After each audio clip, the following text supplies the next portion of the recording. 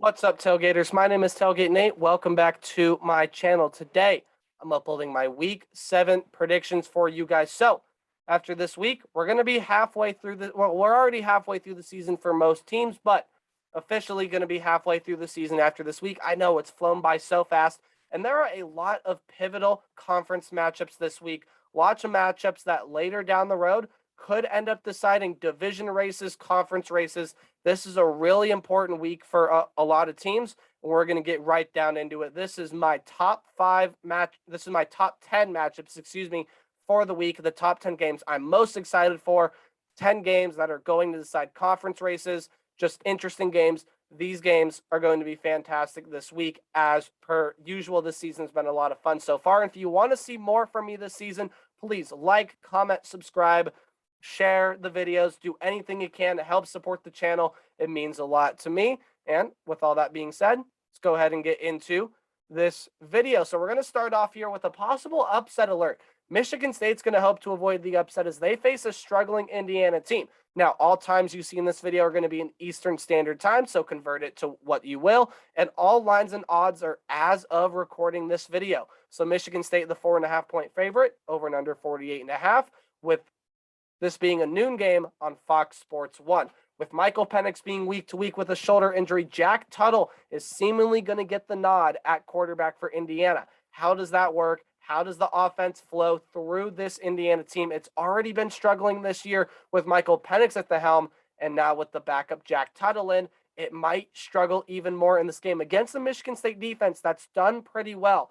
And Kenneth Walker, when you look at the offensive side for Michigan State, this is an offense that has done well, especially Kenneth Walker. He's the leading rusher in America. He's going to look to grow his rushing title. And why would you think that he wouldn't? This is a struggling Indiana team. All-around defense.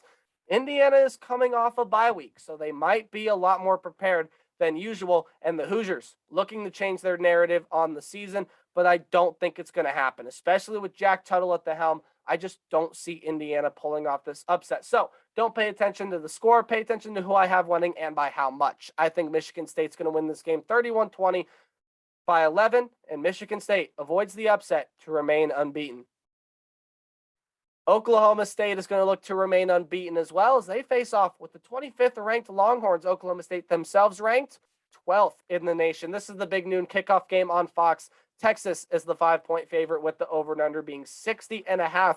How fast can this Texas offense get their flow back? We saw last week, this offense was very, very good against Oklahoma in the first half, and it sputtered in the second half, along with a great defensive performance by Oklahoma.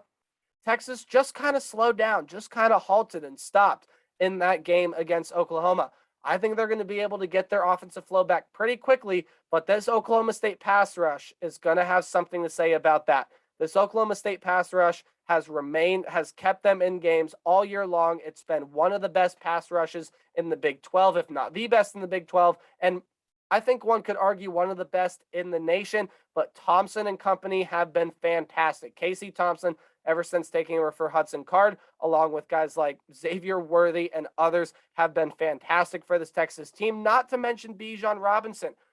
In my opinion, right now, the best running back in America, maybe behind Kenneth Walker.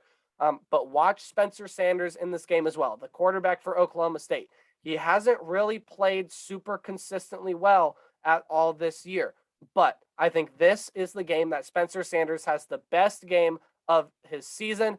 But I think Oklahoma State's going to come up short, even though with an effort from Spencer Sanders that is going to be his best of the season. I think Texas is too explosive on offense. The Steve Sarkisian offense is just too good. I think Texas is going to be able to hold on here for a 35-31 win as Texas ends Oklahoma State's unbeaten run. Auburn and Arkansas, they're going to battle in the race to see who stays alive in the SEC. That should say SEC West. Hold on one second. There you go. Sorry. Auburn and Arkansas are going to battle in the matchup to decide who stays alive in the SEC West race, not East. Fixed it. Good job. That's why we look at things first, but it's okay. Noon game on CBS. Arkansas favored by 4.5 with the over and under being 54. Bo Nix and TJ Finley, while they've gotten the passing game working, and Auburn has been able to hit their stride pretty well in terms of total yardage in their passing attack, it hasn't been the most efficient. Bo Nix and TJ Finley have some of the worst completion percentages among Power 5 quarterbacks. They're just not accurate all the time. They need to be consistently accurate in this game for Auburn to have a shot, no matter who starts or if both of them end up getting playing time. I think Bo Nix will be the starter for sure to go. Maybe TJ Finley gets playing time. We'll have to wait and see. This Hogs rush game has continued to be one of the best in the nation, but the Tigers rush defense quietly has been pretty good as well. So I think that's going to be a matchup to watch for as well. And on the other side for Arkansas, speaking of their offense, watch out for KJ Jefferson. This guy's been making plays for Arkansas all year long. He's really stepped up his game, elevated it to an entirely new level, and it is going to be a very, very fun ride to watch this game. I think this one's going to be close throughout, but I do think one team is going to end up pulling away towards the end, and that team is going to be Arkansas. KJ Jefferson and this offense have been playing really well as of late, especially last week in that fantastic effort in a loss to Ole Miss. And this defense has been putting up some really good numbers all year long. I don't think Arkansas's offense is going to be able to score enough. I think Auburn's offense, I don't think it's going to be able to score enough. I think Arkansas's defense is going to force a late turnover, seal this game for the Razorbacks in an 8-point win, 35-27, as Arkansas stays alive in the SEC West. Florida is going to be battling injury-ridden LSU, and all around a disappointment in LSU, who is looking to turn their season around, but it also could be going downhill very quickly if they end up losing this game here. This would be their third straight loss if LSU were to lose this game. 12 o'clock Eastern Standard Time on ESPN. Again, another noon game. Florida is the 11.5-point favorite, with 59.5 being over the under. The Gators are going to be seeking revenge against LSU, and it looks promising this time around. Of course, last year you had the shoe throw that cost Florida a shot at a possible college football playoff berth. So we'll see what happens here in this one. It's looking likely that Florida wins, but LSU, that they need things to go right. And a couple of things that are going to be hard for LSU is filling in roles for Derek Stingley, who's been out for a couple of games, but in my opinion, it's impossible to replace Derek Stingley. I think he's the best defensive back in America, at least was coming into this season. Derek Stingley is a guy that is irreplaceable. Although Keyshawn Boutte, we've learned he's going to be out for the year with a foot injury, and I don't think anyone's going to be able to step up in his role to the extent that Keyshawn Boutte would, but maybe someone can fill in for that wide receiver role just nicely, as Max Johnson has been throwing the ball pretty impressively for LSU, has been a bright spot on this team. What hasn't been a bright spot, though, is this defense for LSU. It's continued to have problems, especially the run defense, and it really has to be sharp in this game. Florida has one of the best rushing attacks in the nation. I believe it's ranked third in the nation, and it's really going to have to be good here in this one. Speaking of LSU's rush defense, if the Tigers are going to want to have a shot. But guys, just a lot of things are going against LSU. A lot of things are in Florida's favor. There's not enough here for me to pick the upset, to pick LSU. Ed Ogeron is on the hot seat, and I think he's going to be even more so on the hot seat after this game. I think Florida wins it 37-21. LSU probably going to be coach hunt in the offseason if things continue to go downhill like this. We'll see what happens in this game. I'm picking the Gators. Kentucky and Georgia. This is the matchup of the week. A huge matchup in the SEC East between unbeaten teams. Both of them 6-0, both of them 4-0 in the conference. Sets up for a 3:30 game on CBS that sets to hopefully be an instant classic. Although games involving Georgia this year have tended to be one-sided in favor of the Dogs.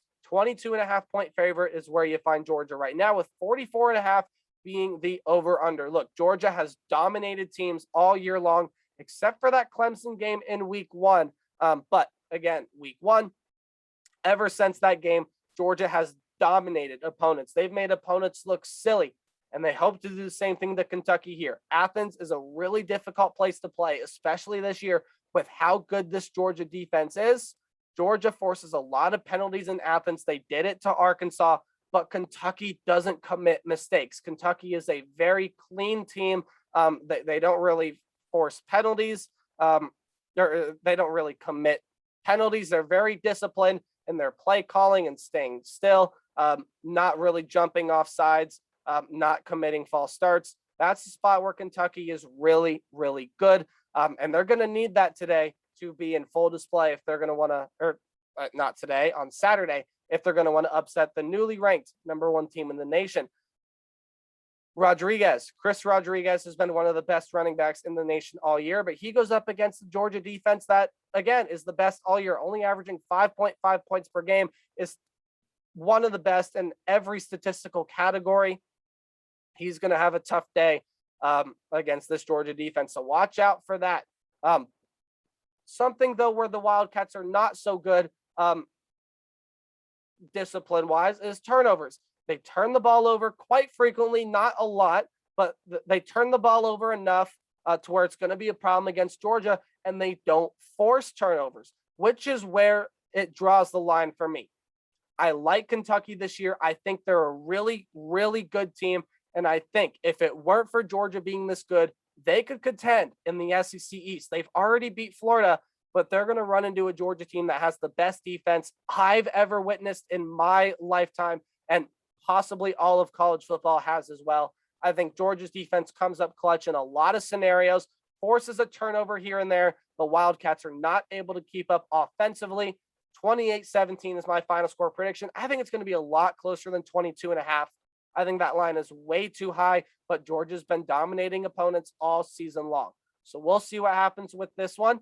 But this one, going to be a lot of fun to watch. Honestly, cannot wait. Definitely the biggest matchup of the week. But I'm picking the Dogs, and they're going to remain #1 team in the nation.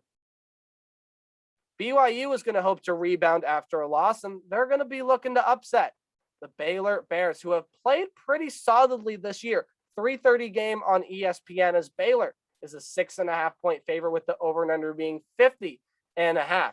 Jaron Hall versus Jerry Bohannon, a quarterback battle to watch. Again, Hall didn't really look the best against Boise State, and BYU had a lot of turnovers, and that's what the Bears defenses are going to be looking to force. They're going to be looking to force turnovers because BYU, we saw what happens. They don't turn the football over, but when they do, they are vulnerable. So this Baylor defense is going to be looking to force a lot of turnovers against BYU. But going back to Jaron Hall versus Jerry Bohannon, these are two quarterbacks that have surprised me this year, have surprised a lot of the college football world, and playing really, really well.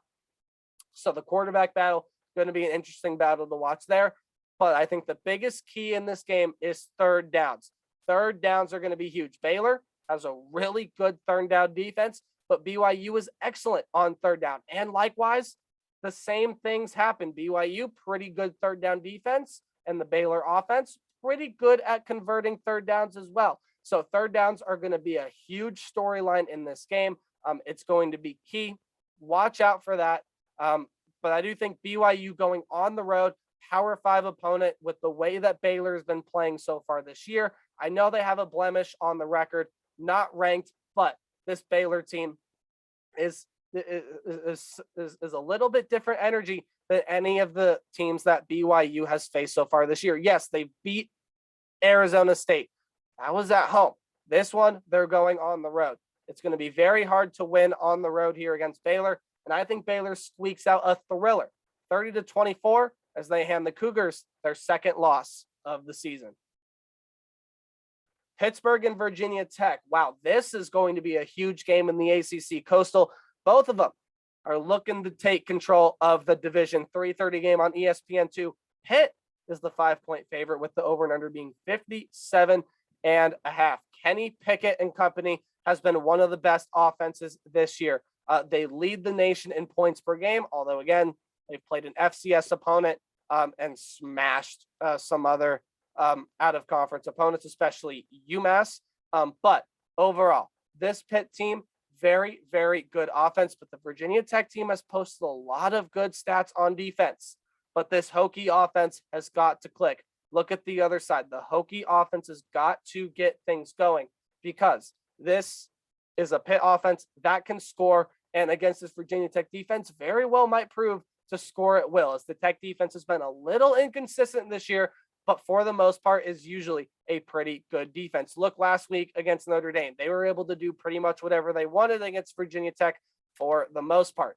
Burmeister versus the Panthers secondary. Look, Braxton Burmeister should be healthy, should be ready to go, and having him healthy and ready to go is key, because the backup is out for a lengthy period of time after he came out with an injury in that Notre Dame game, as well as Burmeister did. Burmeister was forced back into action and played pretty solidly, but this Panthers secondary does not like to give up a lot. So it's going to be this Panthers secondary, it does give up quite a bit. Thinking ahead to a game we're going to look at in a second, but huge matchup in the ACC Coastal. I could see this one going either way. My opinion, this is a pick'em game, toss up, flip a coin. I think this Pitt offense can score. I think this Pitt team is legit. I love how Pitt is playing so far. I love how Kenny Pickett, Taysier Mack, Jordan Addison, the freshmen they have at running back, all of them. Pitt is playing excellent offensively, and I think it helps them to a big win here in the ACC Coastal. They take control of the division 33-27, well on their way to a possible spot in the ACC title game. TCU is going to look to pull off some October mayhem of their own in Norman, as they're going to go battle the number 4 ranked Oklahoma Sooners. Oklahoma finally looked like a contender last week. Excuse me. Oklahoma finally looked like a contender last week against Texas in that second half. Are they going to be a little slow in this game, or do we see the Oklahoma that we saw in the second half in the Red River rivalry? 7:30 game on ABC, so prime time for this game. 13.5 points. That's what Oklahoma's favored by, with the over and under 65. Is it going to be Spencer Rattler or Caleb Williams for Boomer Sooner? Oklahoma has canceled the rest of their media days for the rest of the week, so I've heard, which leads me to believe that Caleb Williams will end up starting. But Lincoln Riley has not come out and said who is going to start. Spencer Rattler is still well in the mix. Coming into the year, was one of the most talented quarterbacks in the nation. In fact, a lot of people's pick to win the Heisman. Wasn't mine, of course. That was Sam Howell of North Carolina. Hasn't played well either. But regardless, whether it's Rattler or Williams, this Oklahoma offense has been, while it's been inconsistent for a lot of the times, it's been inconsistently good, if that makes sense. The Frogs limit mistakes in this game. The Sooners are going to have to do the same thing in this game. The Frogs are not a team that turns the ball over. They're not a team that commits a lot of penalties. So the Sooners are going to have to take advantage of every chance they get in order to win this game. But what helps Oklahoma in this game, and where I think Oklahoma is going to avoid the upset here, is Max Duggan and Zach Evans were injured last week in TCU's win over Texas Tech. Look, Max Duggan probably going to play in the game, but will he be 100%? Likely not. And Zach Evans probably out for this game, and I think that helps Oklahoma a lot. I think this Gary Patterson defense for TCU keeps things close for a while, but no matter who starts, whether it be Rattler or Williams for Oklahoma, I think the Sooners come out here, get a win, improve to 7-0, and are well on their way to a spot in another Big 12 title game. Ole Miss and Tennessee are going to battle in an offensive battle in the SEC. I think this one, lots of offense we're going to see in this one. 7:30 on the SEC network. Ole Miss is only favored by 2.5, but check this out. The over-under is 82.5. Yeah, I know. I'm just as surprised as all of you out there who is seeing that number for the first time as well. 82.5. Someone expects a lot of offense in this game, and I do as well. The Volunteer offense versus the Rebels defense. Look, this Tennessee offense, while it hasn't been the best throughout most of the year, they're finally starting to find their stride over the past couple of weeks, and now ranked top 10, and I believe it's offensive yards per game. If not, it's some offensive category. But Tennessee has really found their stride throughout this year.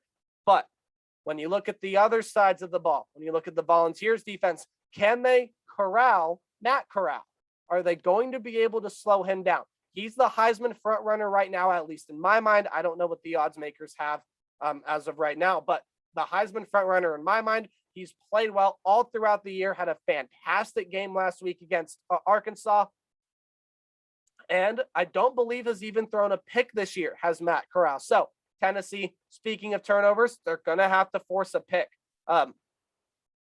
Ole Miss is going to need to force turnovers as well, because in a game that very well could be like that game we just watched last week for Ole Miss, in which it's an offensive battle, it's back and forth. A turnover here and there might dictate the way this game goes, and I think I'm going to give the edge here to Ole Miss, 38-33. I think defenses have one or two stops later down the line, but again, lots of offense. I don't think they're going to get to that over-under of 82.5, but 38-33 is my final score prediction as the Ole Miss Rebels continue to win some games, continue to impress, and they're going to win this game against Tennessee.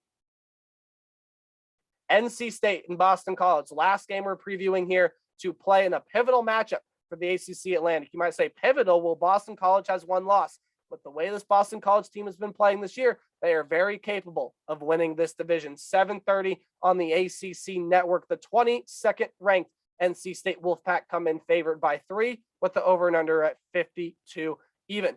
Garwo and Sinkfield. While Garwo has gotten a lot more playing time than Alex Sinkfield has for Boston College, both of these guys are going to be pivotal against this Wolfpack defense that has been a revelation for NC State fans this year. It's played really well, and it's looked like an absolute darling out there on the field. Offensive consistency is key. Devin Leary for NC State. This offense for the Wolfpack has been pretty good, but it hasn't been consistently good. Same thing goes for Boston College. However, the backup coming in has played really well in spot of Phil Jurkovec, and he's going to have to continue to do that here in this game. But the third down storyline is going to be key. Boston College converts on third down at a great clip, while the NC State offense does as well. But this NC State defense does not allow teams to get past that marker on third down. I believe 30 or 24%, somewhere between 25 and 30% is the mark of where NC State is allowing teams to get the third down. So again, much like Baylor and BYU, third downs are going to play a key here in this game. And I have to give the edge here to NC State. Look, this defense has played really well. If Phil Jurkovec was playing, I would pick Boston College. But since he isn't, I think they lose that leadership aspect in close game scenarios like this. I know Boston College had a great shot to beat Clemson, but again, Clemson has not played that well this year. I think NC State takes more control of the ACC Atlantic with only Wake Forest left ahead of them. 27-21 is my final score prediction. And there you have it, guys. That is going to do it for my Week 7 prediction. So remember, like, comment, subscribe, do all that fun stuff. If there's a game I didn't talk about in this video that you would like to hear me preview, predict, go ahead and leave it in the comments section down below, and I'll give you a little prediction on that game if you would like. Remember to play hard, but tailgate harder. I'll see you guys on Sunday with my review. Of course, my team, Ohio State, on bye this week, so no Ohio State fan reaction. Again, I'll see you in my review. Goodbye.